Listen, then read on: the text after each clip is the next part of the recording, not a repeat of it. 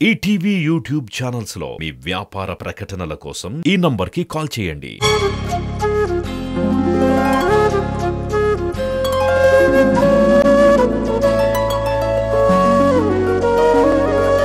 పాడుతా తీయగా చల్లగా లిఖిలా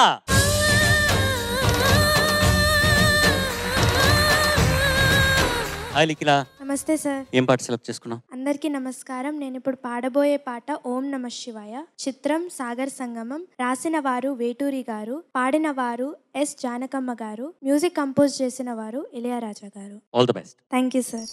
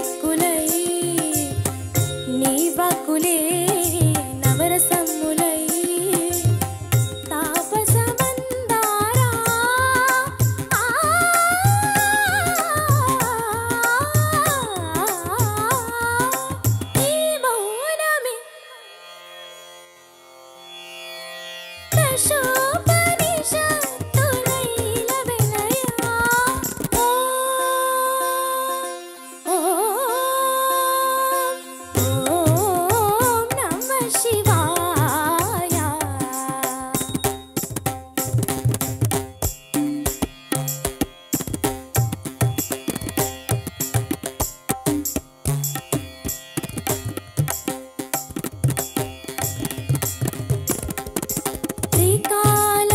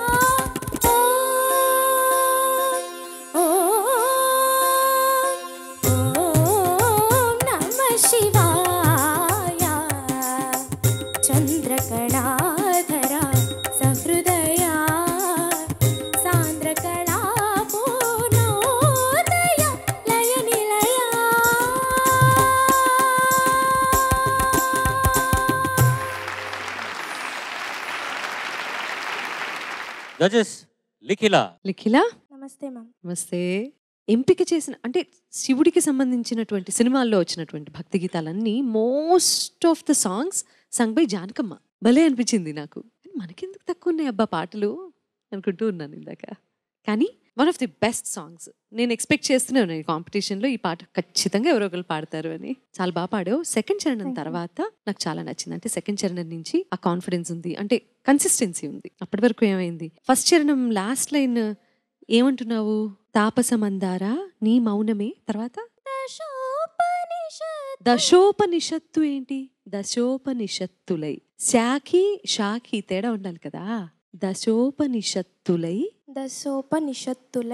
ఇలవెలయ కదా, ఇలవెలయ. సో దశోపనిషత్తులై అంటే నాకు కొంచెం ఆడ్గా అనిపించింది. అంటే అలా ప్రొనౌన్స్ చేయకూడదు కాబట్టి. ఓకేనా?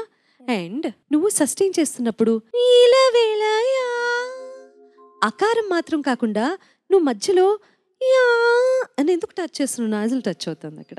అది ఎక్స్ప్రెషన్ అని నువ్వు అనుకుంటున్నావు, అది ఫీల్ ఇస్తున్నావు ఆ పదానికి అని నువ్వు అనుకుంటున్నావు. కానీ అది ఆ ఫీలింగ్ ఈ పాటకి కాదు, అది బాగోదు. ఓకే, భక్తి గీతం పాడుతున్నప్పుడు. అండ్ నేను కళ్ళు మూసుకొని నువ్వు ప్రారంభం చేసినప్పుడు, అది సాంగ్ స్టార్ట్ చేసినప్పుడు కళ్ళు మూసుకొని వింటుంటే ఓం నమ శివాయ లాగా వినిపించలేదు. ఆ ఓం కాస్త అకారంలా వినిపించింది.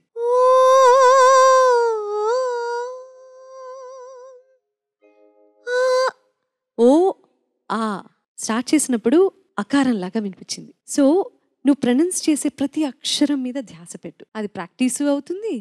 ఇంకా ఈజీగా చెవులకి కళ్ళు మూసుకున్నా ఎక్కడున్నా సరే మనం పాడేది ప్రతిదీ అర్థం కావాలి. Okay ma'am. చిన్న ఈ ప్రొనౌన్సియేషన్ దోషాలు ఉన్నాయి, అవి సవరించుకో. Okay ma'am. మంచి పాట ఎంపిక చేసుకున్నావు, చక్కగా గానం చేసావు, చాలా అందంగా ఉన్నావు.